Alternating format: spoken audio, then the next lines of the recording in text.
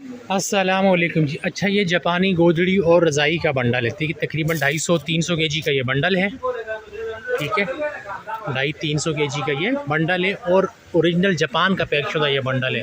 साफ़ सुथरा माल है। आप देखें ज़रा, इसकी कंडीशन देखें आप।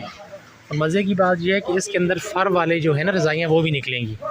प्योरली जो फ़र की बनी होती हैं, डक फीदर जानवर परिंदों के जो बाल होते हैं उसकी होती है। एक रज़ाई मैं आपको दिखाता हूँ, ये वाली है। ठीक है, ये देखें, ये जो कवर लगा हुआ है ये जो है, इसमें जानवरों परिंदों के पर भरे हुए हैं। ठीक है ना, ये जब ऐसे हाथ लगाते हैं तो ये फील होता है, पता चलता है कि ये परिंदों के इसके अंदर पर हैं। ठीक है, बहुत अच्छा और साफ़ सुथरा माल है। आप कंडीशन देखें रज़ाइयों की। ठीक है, ये डस्ट पड़ गई है, थोड़ा मेला है, वरना ये न्यू जैसा माल है बिल्कुल। ठीक है, ये तो पूरा सेट है। अच्छा, ये देखें आप, ये देखें आप, इंतहाई खूबसूरत साफ़ सुथरा माल।